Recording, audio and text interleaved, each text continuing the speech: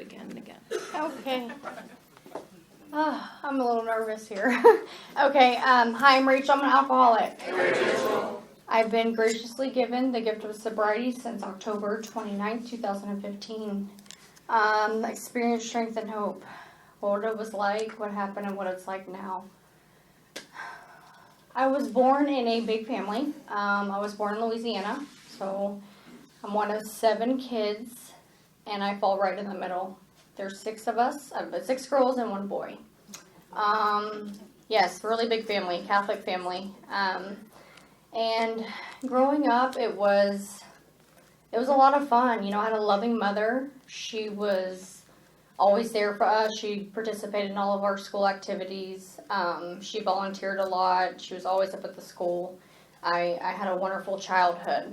And I think around 4th or 5th grade, I started always feeling like I didn't belong. So it started very early for me. I was always in my head. I remember that. And that feeling of not belonging, of just kind of being in a place where, like, even at school, I'd go to school and I would feel just different, and that was hard for me. And I was shy growing up, and my dad did not, when we moved here from Louisiana, my dad did not come. My dad left my mom when I was 2, drove us down from Louisiana over to Houston, Texas, in the Alief area, and that's where I went to elementary school and middle school. He ended up coming back down, I remember that, and then, everything was okay, but I remember like around 6th, 7th, and 8th grade, the turmoil started, and there was a lot of fighting in my house. They argued a lot, and I kind of pushed it to the side because we played outside a lot. We had a lot of friends around the neighborhood. I always had best friends because I had a lot of sisters, and it really started to affect me in 7th and 8th grade, and I didn't want to go to school. I remember kind of lying and saying I was sick and not feeling well just so I didn't have to go to school, and my mom always, kind of, allowed me not to go. And it was really hard on me, I think, at 12 and 13. I remember them I vividly remember them fighting one time, and it was so bad that I remember walking down the stairs, and I said, I had a razor blade, I said, if y'all don't stop fighting, I'm going to take this to my wrist. And it affected me that bad, and I didn't realize, I don't know, that's a hard time as a kid, as a teenager going through hormonal issues and all that, and having them fight. He was very, very verbally mean to her. He wasn't only mean to her, he was also mean to me as well. And I never got that love and compassion, and I didn't have a relationship with my dad at all. It was, that I struggle with that a lot, always trying to seek my dad's approval, wanting attention from him. Mind you, my mom has always been the strong one, very emotionally available, was there for all of us. So fast forward, in high school, I started high school. 9th grade, I think, is the first time I ever picked up any kind of substance, and I didn't do it, I don't think, I don't know if I did it the way to change the way I felt, or if I did it to belong, the peer pressure. And I picked up marijuana for the first time, and this is the only time you're going to ever hear me talk about that, but it was a gateway drug for me.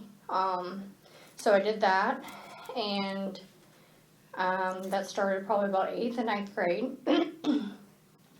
So I started smoking weed, and I don't know if I really ever liked the effect of it. It made me laugh and goofy and all that, but it was more of everybody else was doing it, and I wanted to belong somewhere, so I did that to belong. Then, I think around the age of 15, 16 is when I first picked up alcohol. And I was still smoking weed at the time. And my mom pretty much didn't really allow us, but she didn't really say much to us for smoking weed. It wasn't a big deal to her. And I was smoking cigarettes too. I remember that. And I remember getting deathly ill from drinking and smoking weed together. So ill, like it was awful. And I was like, okay, well, screw this. This sucks. So I decided to put the weed down, and I just started drinking. And I was like, okay, I figured this out real fast. So I just didn't do those two together. And that's why I call it the gateway drug for me, because it really opened up that gate to alcoholism. And that alcoholism was like a gateway to hell for me. So 16, I started drinking. I never drank to like sip or anything like that. I always drank alcoholically since I picked up. I loved the way it made me feel. I loved, I could be in a room. I came out of my shell. I wasn't shy. I felt I belonged. I was fun. And it was always like, how much can I drink? So I drank until I was throwing up every time. That's just what I did. So during high school, my dad was still around, and we ended up moving around a lot with my mom. She ended up leaving him again, and me and my sisters kind of moved school, so I didn't have a very stable growing up through high school. I moved around a lot. One thing I had going for me is I did try out for cheerleading in high school, and I made varsity cheer, and I loved it so much, and dedicated to that. But I was still attending parties and doing all the things that a cheerleader honestly shouldn't be doing, to be looked at, it was just not something that I should have been doing. I was supposed to be a role model and being part of a team. And when I was at a party, and one of the, we had Sky Dancers on there, the dance team, somebody was recording, and they saw me drinking out of a cup. It got turned into the coaches, and I ended up getting kicked off of the cheerleading squad. And that, my whole world crushed, because that's really all I had going for me at that time, was being a part of a team, something I was really good at, and something that I looked forward to, and I wanted to be a part of that and continue my career and, do that in college. I did get kicked off. I did appeal it with my dad, and I got denied. So there's the first big consequence that I had with drinking.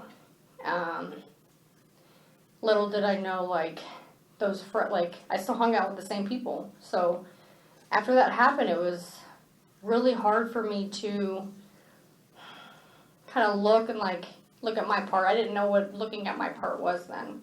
That wasn't even in my brain, So what did I do? So after that, I just started drinking more and more. My mom ended up moving away because we were moved around so much, so I ended up living with my dad. And me and my sisters were there with my brother, and my dad was extremely, strict, very strict, this is what you're gonna do, always have the law laid out, you're gonna make good grades, you're gonna do this, this, and this. When he was home, he was always gone, so it was I had no parental guidance at all. There was nothing there. So when he was home, he was extremely strict. There was no love, no compassion, no talking about any feelings, nothing like that. I had my sisters to lean on, which I'm very grateful for that. So by him being gone, I would sneak out, and two of my sisters would stay home, but me and my other sister would just leave, and we'd go out with boys and go party and go drinking and all that, and that was a continuous thing. And I think at the age of 16 or 17, one of my younger sisters, she said, Rachel, you have a problem with drinking. I was only 17. I was like, no, I'm partying. It's not a problem. This is what we do in high school. We party, I started skipping school, and my dad was just extremely hard on me. He would verbally call me names. It was a very unhealthy relationship. He was the hardest on me. He wasn't only verbally abusive, he was also physically abusive. So if I got in trouble and if I didn't say yes, sir, if I even, looked at him wrong, I was getting a spanking. And I remember vividly that one day before cheerleading practice, he was telling me to put my clothes away, and I said, yes, sir. and I was putting my clothes away, and I guess I looked at him wrong. I don't know what I did, but he got a wire hanger out, and he beat the shit out of me with it. So I had to go to cheerleading practice with welts all over my legs. And I just remember that and having to lie about how I got that. And that was terrible. So I continued to drink, continued to party. I skipped so much school that my junior year, I had a lot of credits to make up, and I ended up going to a fast-paced school my junior year, and that way I could graduate on time and just get everything. It's like basically a 1 year, you do 1 year and a half a year. So I ended up doing that, and I really did very well there. My grades were good, I was making straight A's. Started drinking again. I started waiting tables at the age of 18, working in bars, just being around the wrong people to feed my addiction. And I ended up getting kicked out of that school because there was a guy there, and he had a pack of doctor's notes, and we were skipping school, so we were writing them out to use them, and he had like this big thick stack, and I remember getting called into the principal's office. He's like, "This is your handwriting on here," because I was signing them, and I didn't think anything of it, like I just signed away, I was like, "Here you go, here's for you, here's for me." So stupid. And so he called in there, and I got kicked out. My dad came pick me up, and it was awful to talk to him. He actually, I think that's the first time I ever saw compassion in his eyes. Like he felt really bad that happened. So like, okay, well, you go home and then you can reapply for next semester. So I did that. I was like, okay, I'm getting my shit together. I'm going to do this. Okay, went back to school. I'm 18. I get back in. They allowed me back in. I was doing great. I made wonderful grades. I was paying, just doing everything I was supposed to do, doing all the right things. And they asked me to write a paper about my story. I did that. I read it to the school, and I got a scholarship for that to go to college. Like, I was doing really well. So I did all that, and then graduated. Not on time. I graduated like a semester behind, but I still graduated. And then after I graduated, I started going to school, started working at the bars, bartending and waitressing, and here we go. To the races we go, I was drinking again. And I kept drinking, partying, didn't really do anything in college. I mean, it was just a junior college, and I was there, and I was like smelling like alcohol every single day. It was awful. So I ended up dropping out of that, and I just continued to work waiting tables and bartending. And 2005, my mom ended up coming back down for the holidays and to live with my sister to take care of her son. And she was there from October, November, December through the holidays, and we got to spend time together, and that was amazing. Middle of December, she ended up going to the hospital because she had really high blood pressure untreated. We had a get together at my sister's, and my little nephew, who was 2 years old, he fell on one of the dogs that we had over at the house, and the dog bit him right here. So her blood pressure went through the roof. She ended up in the hospital, and her heart rate and her blood pressure was extremely high and elevated, and they kept her overnight. They monitored everything and said, you have to be on this blood pressure medication, your heart is going to fail you. So she started taking that. And the guy that I was with at the time, I was away in, where were we? In the hill country. And I remember talking to her that night, and that next day I get a phone call saying that she passed away. I was 21 years old. That was January 22nd of 2006. I felt like my whole world collapsed. that was the only thing I knew, you know? I mean, she wasn't there for several years, but she was the only, like, emotional support, loving, kind-hearted, fun, you know, just who we knew. And thank God I have all the sisters that I did, because I was able to lean on them. So that took me to another spiral. I got into a really, really bad depression, extremely bad depression. And they put me on antidepressants. I was drinking with them, you know, still partying. I don't really remember grieving her, because I just drank at the situation. So I don't think I ever properly grieved her. And so I went through that, and that was really hard for me. So continued to drink. A few years later, I met my ex-husband in 2000.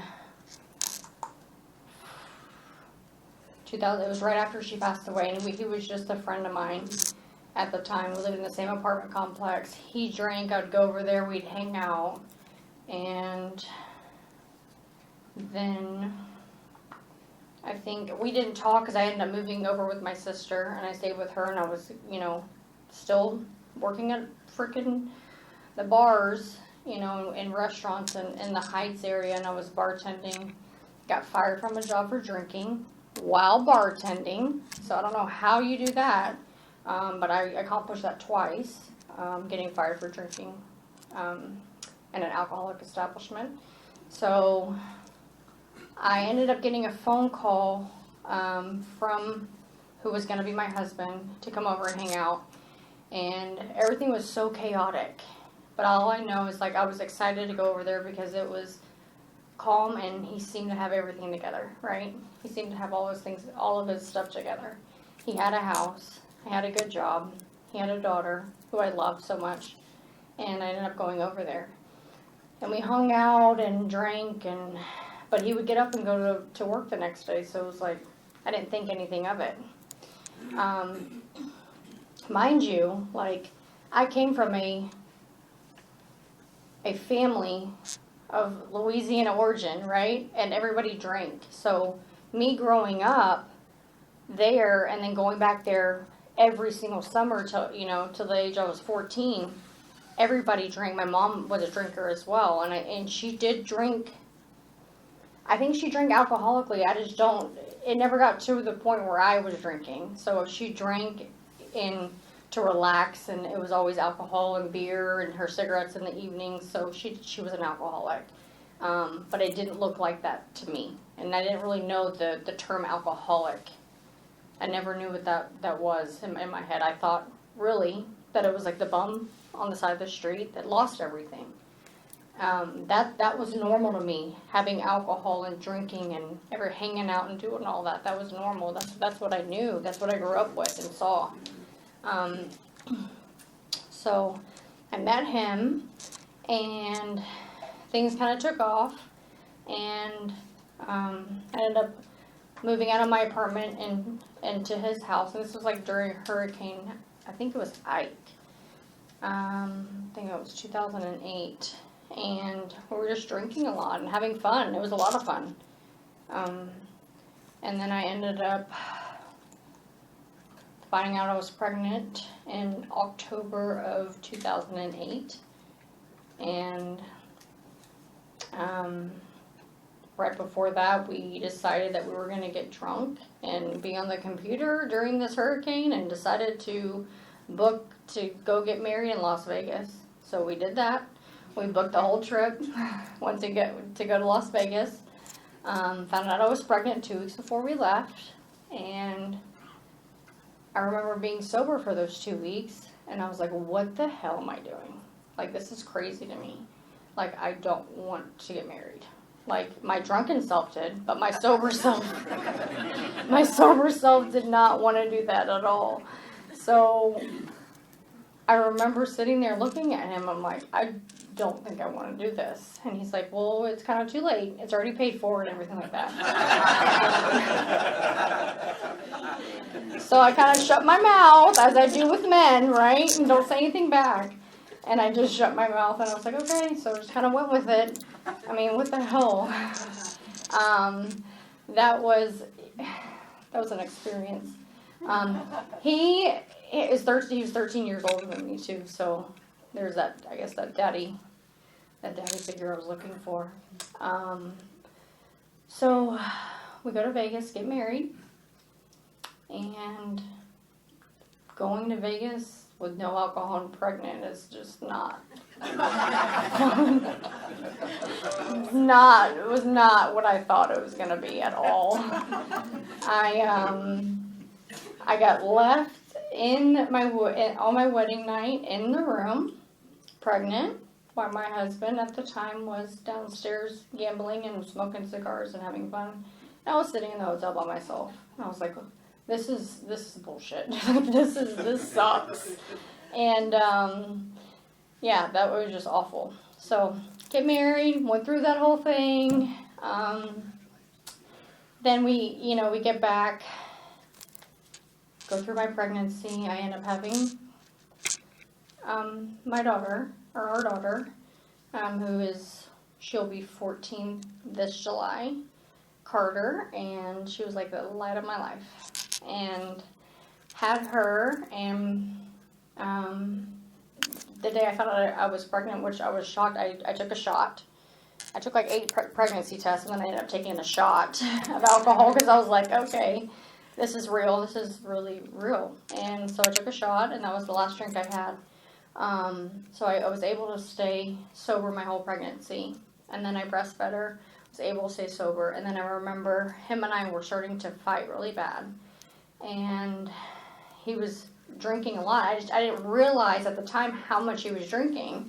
So I think about 10 months I started pumping and dumping.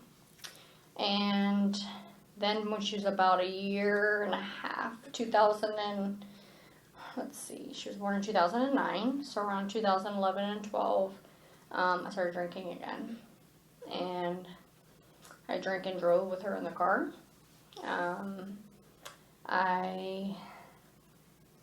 I remember falling asleep with her on the couch, like drunk. I mean, there was just a lot of toxic fights. It was a very, very toxic marriage. And we drank a lot. And little did I know I was getting enabled the entire time. We'd have these fights. I was so crazy. I mean, I would get very violent when I drank. You know, at times I'd be either funny or violent, or you never knew what you're going to get. And I ended up, so we ended up still drinking, and it was awful.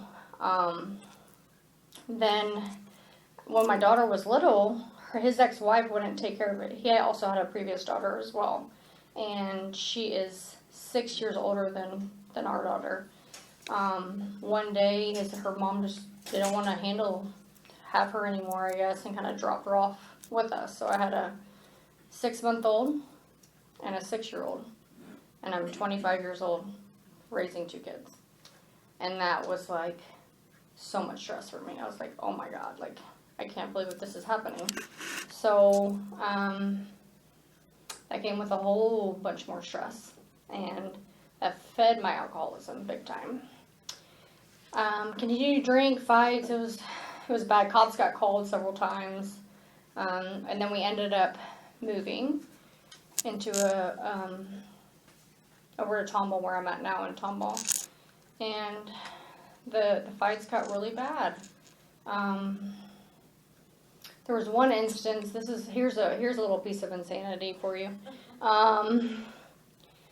We were fighting so bad. I remember one time it was super toxic, really drunk. He comes in. It had to do with the daughter and the ex-wife. I don't even know. And I remember my wedding ring was on my finger, and I got so pissed. And I was like, I threw it. I was outside, and I threw it in the yard. And I was like, oh crap. I wake up that morning. Because I woke up that morning, I was like, oh crap. You know, I threw my wedding ring and I can't find it. And I had the yard guys out there looking for it. I was like, please, if you find it, I'll give you $100. Like, you have to help me find this wedding ring. I threw it and I can't find it. It's not. I drove all the way to Spring, and I went and got a metal detector.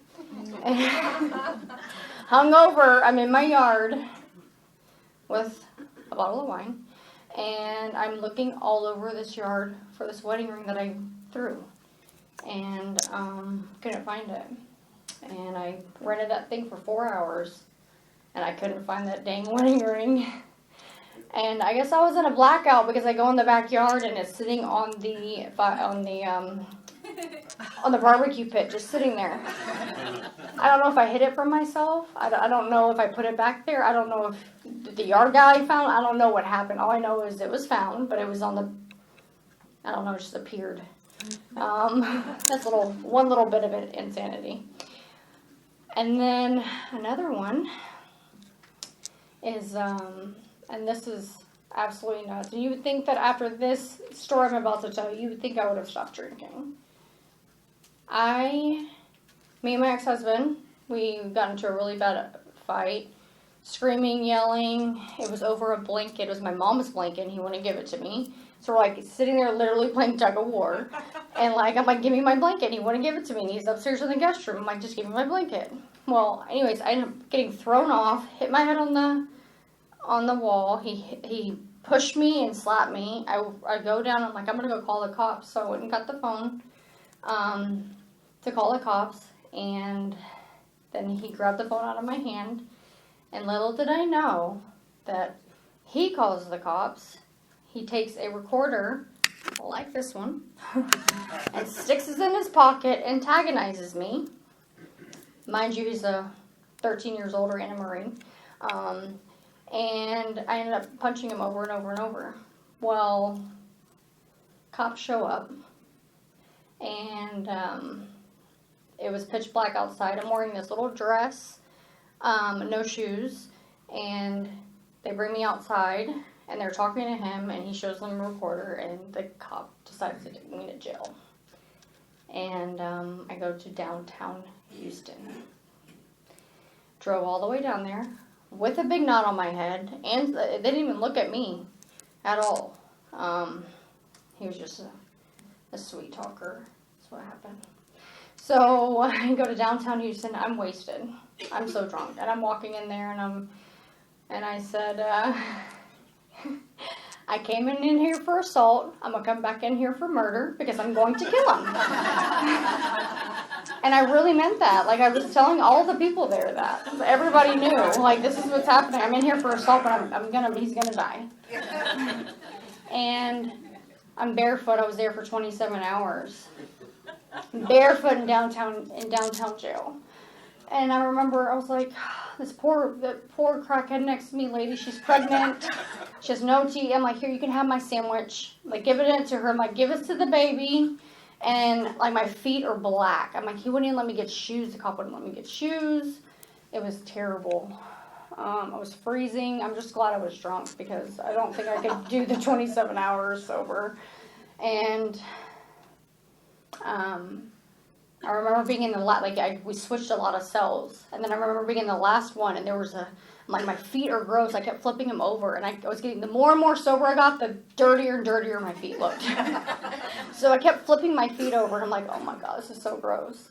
And I met like a friend in there, like, she was my friend.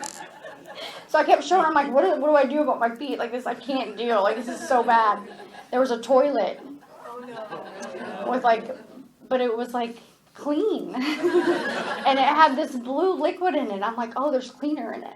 I went and dipped my feet in there, and there was a towel. I dipped them both in there, and I wiped them clean.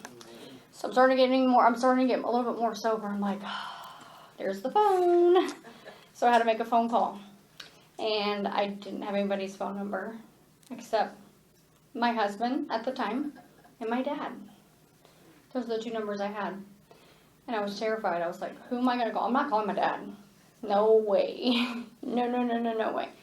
I called my ex-husband. Please come get me. There's rats everywhere. There's crackheads. I need out of here, please. Why should I come pick you up? I should just leave you in there. Please come get me. I'll do anything. He comes and picks me up, bails me out. He brings me a bowl of water for my feet. There's some enablement and some wine. Got my feet clean and my addiction bed right there. So we ended up, that didn't change anything. And I had an assault on my record now. So I had to do court after court, do all these things, and I got a lawyer. And I still drank, and he was enabling. It was just a very toxic marriage. That happened in 2014. We continued to drink, and there was just a lot of toxic fights. And then I remember end of 2014, my brother and sister had my daughter. I don't remember where I was, but I went over there to go pick her up, and they were sitting there on the couch, and I walked in, and I'm like, okay, this is weird. They were looking at me like I'm about to get sit down and talked to, And I walk in, and my brother and sister sit me down. They're like, Rachel, you need help. So I started crying, and I was like, okay. And so I went, and my brother drove me an hour away to Kingwood Pines. And I went in there and talked to the case manager. And I said, I'll go up there and talk to them. I was willing to talk to them. Well, they asked him to step out, and they asked me to be in there, just him and I, and he was talking to me, asking me questions, and I lied all about my drinking. They asked me, how much are you drinking? I'm like, I just drink a few glasses of wine a night. Yes, there's some things like this happen, but yeah, I don't, I'm not drinking that much. And I lied my way out of that. And they told my brother, like, she doesn't need residential treatment. So I lied my way out of that. That was 2014. And so I come back home, continue to drink.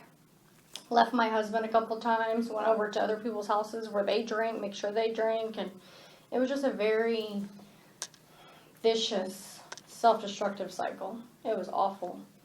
I was waking up drinking at 6:30 in the morning. Right when I woke up, I would open up a bottle of wine, drink all day until I fell asleep at night. And, I was a stay-at-home mom, and that was my bar. My daughter was in, school. But these last 3 years, from 2013 to 2 years, 2013 to 2015, my drinking got so bad. And not only the drinking got bad, but I just felt alone, depressed.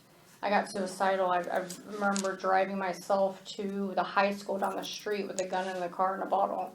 Just wanted to off myself. It brought me to very, very, very dark places. And inside I knew I needed help, but I was terrified to ask or tell anybody. Ask for help. I would not ask for help. It was that bad. I kept my secret to myself, even though they knew. But I don't think they knew the extent of what I was feeling. I didn't want to be alive. And the only thing that kept me going was that little girl. And I was throwing up blood. I got down to me throwing up blood. I got down to 97 pounds. I was drinking. I would pour wine and leave it all over the house. I was drinking whatever I found with fruit flies in it. I didn't care. I was just drinking, drinking whatever I could get my hands on. And that continued. And then one day, I dropped my daughter off. And I went to the CVS, which is 5 minutes down the road. I'd go buy little screw top wines that are actually 3 glasses. I really thought it was one. Little do I know it's 3 glasses of wine in one. I'd go buy those because I could screw the top one. If I got pulled over, I could stick it in my glove compartment and shut it, which several times that has happened. I have gotten pulled over, I've gotten pulled over probably 4 times, but in accidents, fender benders, pulled over for speeding, all the things, and I never got a ticket or a DWI, by the grace of God. I lied my way out of everything. That's what I knew how to do. But now I look at it that was definitely my mother watching over me. I had a guardian angel or something, because there's no way in hell that me can get through all of that many times. Like, you run out of luck eventually. But the picture that I will never forget, I will always remember, is me driving that day, dropping off Carter, go to CVS, get my wine, and I'm drinking it, and I'm crying, and I'm praying to God. I'm like, please help. Please help me. And I was like, I can't live this way anymore. And I'm like, I just can't put this down. I really can't I couldn't. I lost all power. There was no choice. I could not put alcohol down. No way. I couldn't piece together 5 hours. I would lie and say oh yeah, I haven't drank in 2 days. No, I couldn't piece together anything. Alcohol controlled me more than anything that's ever in my entire life. And I was stuck. I was terrified. I didn't know how to get out. All I knew is that I did have a relationship with God. A selfish one, but I had one. I prayed and prayed, and I said, please help me. 3 days later, I was in my house, and I had some severe pain in my stomach, and I was like, something's not right. It's like I either have pancreatitis or a gallstone. It was just that severe. So I ended up going to the hospital, driving myself to the hospital. I packed a bag with some wine in there, a lot of little bottles, clothes, all that. And they kept me there. They did a bunch of x-rays, and they kept coming in the room and asking me, ma'am, are you sure you don't drink? No. I drink occasionally. I have wine at night with dinner, you know. Mind you, I have literally 6-pack of wine in my bag. And they kept coming, are you sure? No ma'am. No, I don't. Mm-mm. And I had a gallstone that I passed, apparently. And while I was sitting there in the bed, I was like, I had a realization. I kept looking at myself. I had bruises from a fight that I got in with my husband. My arms were this big around. I'm taking pictures of my arms. I'm like, oh my God, I'm so skinny. This is so bad. My sister comes, the same sister that asked me to go the first time to Kingwood Pines, comes to the hospital to visit me. And she kind of gave me an ultimatum. She said, you're going to die. You keep going this route, you're going to die. She said, if you don't go to treatment, you're never going to see my kids. You're not going to see me again. You're going to end up losing your daughter. So I look at her and I'm like, it was like, inside of me was like, yes, finally, somebody is reaching out, like the help is there. And part of me is like, no, I don't want to do this. I'm terrified. I was like, when do I have to go? And she goes, you leave tomorrow. I already have it all arranged. She said, what about Carter? All I cared about was Carter. What about her? We got her covered. I'm like, I can't go tomorrow. I can go Friday. I'm like, Friday, because I have this and this and this, that, you know, it's the freaking best alcoholic story ever, right? We can never go when they want us to. We have our own schedule. So I was like, okay, I'll go. So she picks me up the next day, and I already drank probably 4 or 5 little bottles of wine. She picks me up 7 a.m. that morning to take me to get on an airplane to fly to to Scottsdale, Arizona to go to treatment. She picks me up. I'm so nervous. I'm drinking and drinking. She picks me up, drives me. I get to the airport. Had a little bit of time, so I drank some tequila at the bar, and I end up falling asleep and missing my flight. And I missed my flight, and I'm laying in the chair, and I have the flight attendant, ma'am, you missed your flight. I'm like, oh, crap. So she's like, but I have another one coming right now. You can get on it. I was like, okay. So I get on there, and ended up falling asleep on the plane. And I remember waking up, landing, and I look over and I have the stewardess here and then this big old guy next to me. And I look up and I'm awake and kind of sober, and I'm looking, I'm like, did I sleep on you? They're like, yeah, you were switching back and forth between our shoulders. I'm like, oh my, I was so embarrassed. I was like, oh my God, I can't believe I just did that. So now, get my stuff, go down. Now I'm freaking out because I have not had a drink in so long. It's been some hours. And I'm like, I can't go to treatment without having a drink. This is crazy. I haven't had a drink in that long. This is not okay. I have to have my last drink. So the guy from the rehab's calling me. He goes, ma'am, I'm here. I'm by baggage claim. Well, I have I'm going down to the baggage claim, and there's no alcohol in sight. I'm freaking out inside. I can't do this.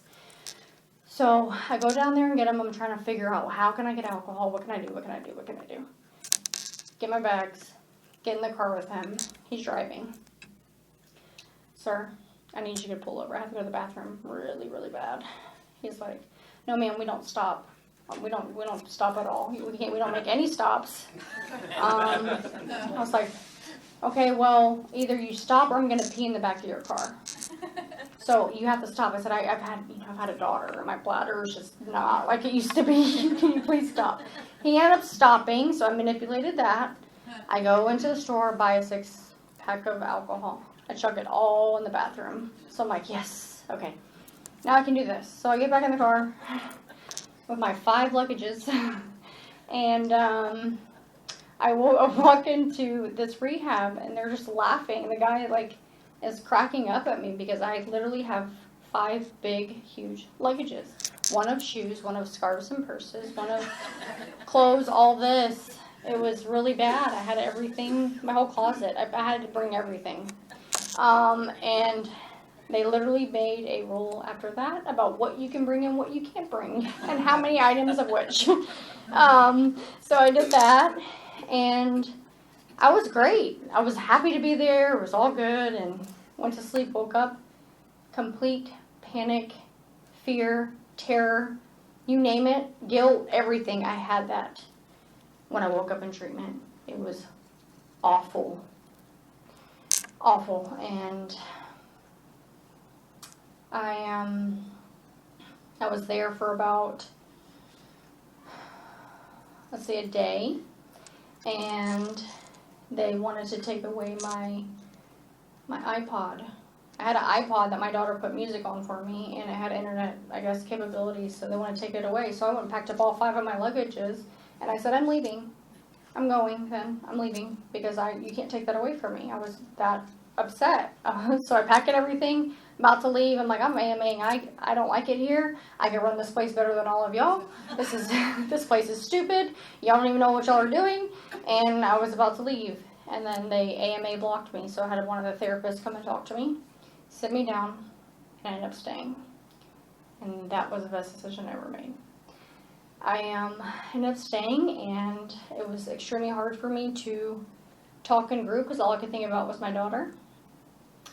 The thought of her, me not being there, being in a different state, not around her, it killed me.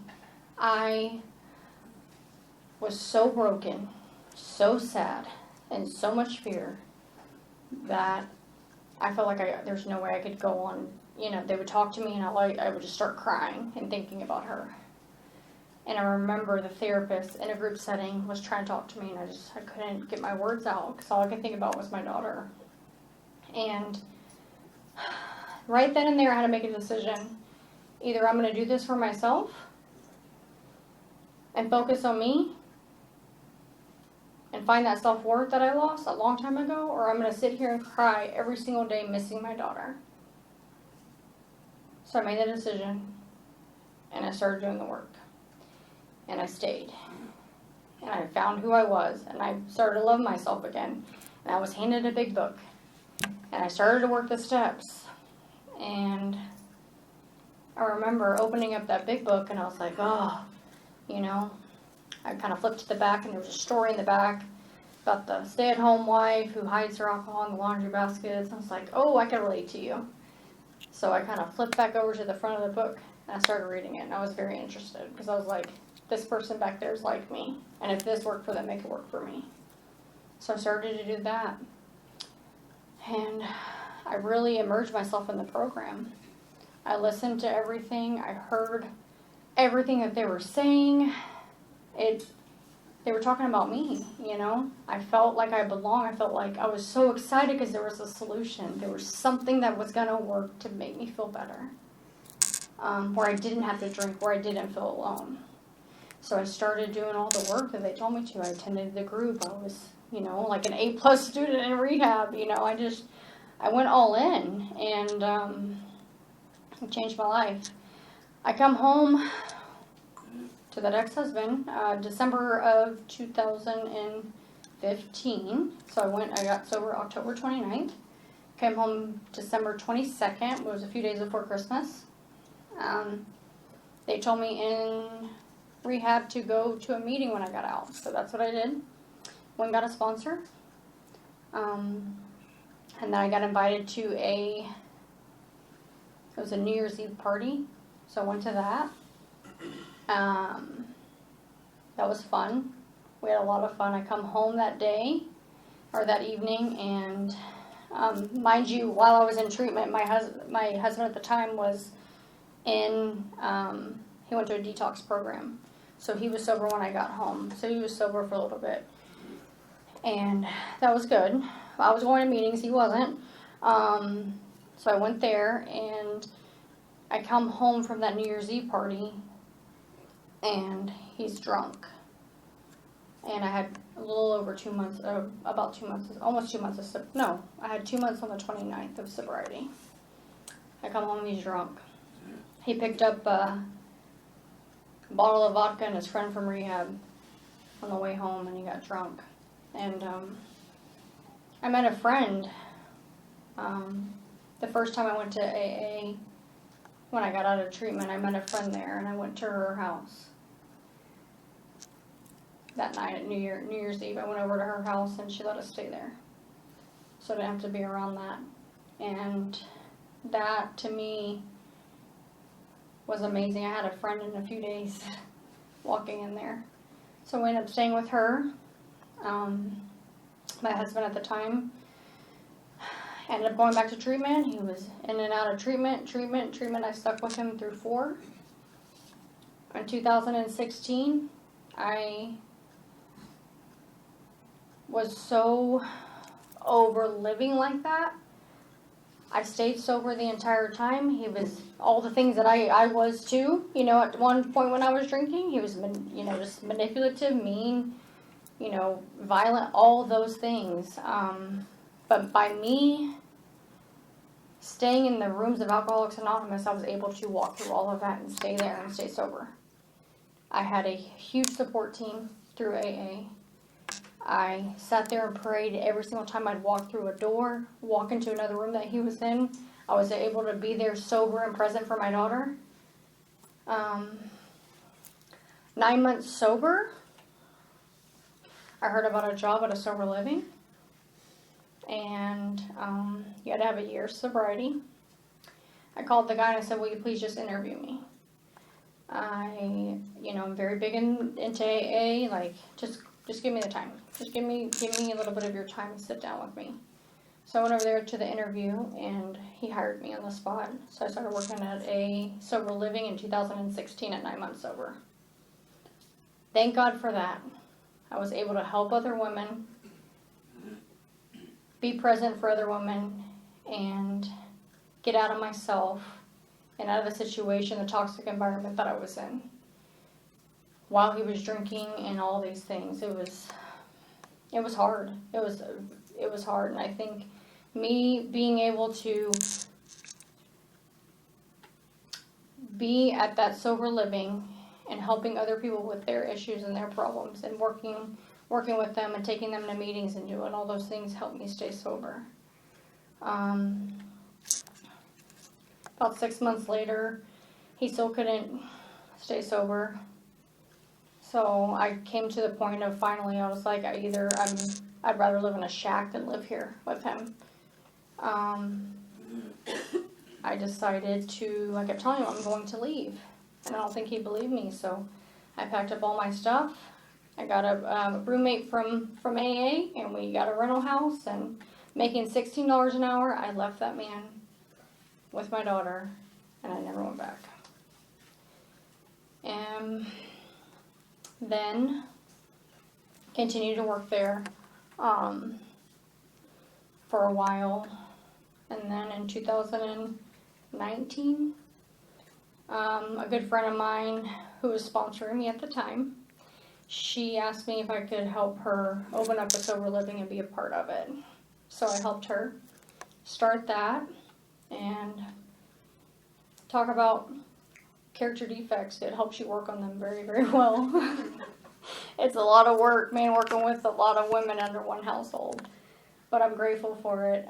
So I helped her do that, and it's been challenging. It's been challenging. We've had, a lot of issues with that, but it's always been a blessing. It's always been there. Very, very grateful for that. 2020, right before COVID hit, I opened up my own on the same property as her, and my own sober living. And then about 6 months later, I started working in the field at a detox center. And that's what I do now, is I work and help people every single day find treatment or find somewhere to go, get them placed, detox, residential, anywhere, anywhere, even if you don't have insurance. I'm getting calls, I'm helping people every single day of my life.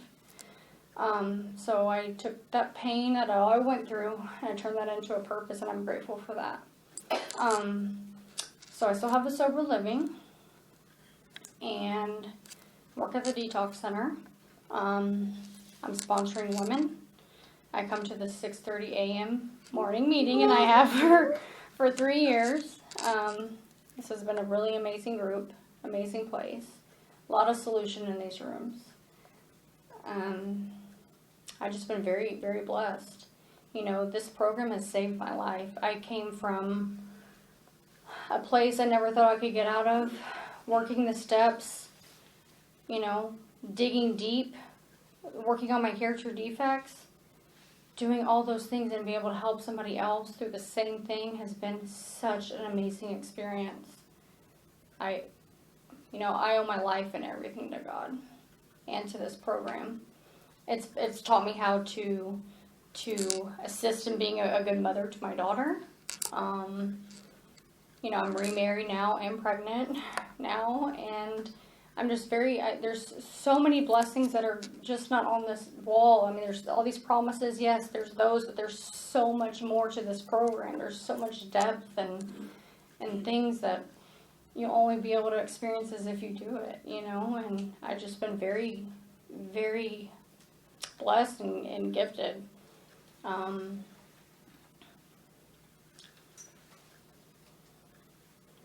And I hope and I'm excited that I get to continue to walk this path and help others. And I know in my heart that my daughter looks at me in a different light today. She knows how hard I work for things that we have, and I'm able to be the mother I've always wanted to be. And I know my mom is probably looking down on me, and she's super proud. My dad I've been sober for a little over 7 years. He's never said oh, I'm proud of you, right? The other day he sends me a text and it says, you're a sage. I'm like, a sage? What the hell's a sage? And he puts his definition, and the definition is saying a sage, a person that helps other people and continues to have a purpose. And I was just very wow. I can't believe he sent me that. That took a lot of hard, thought into that. He saw something, it made him think of me, and he sent me that. So that was pretty amazing. So those little things, it doesn't always come when you want it to, but it does come. Patience, for sure. But thank you for letting me share, and I'm very grateful to be here. Thank you.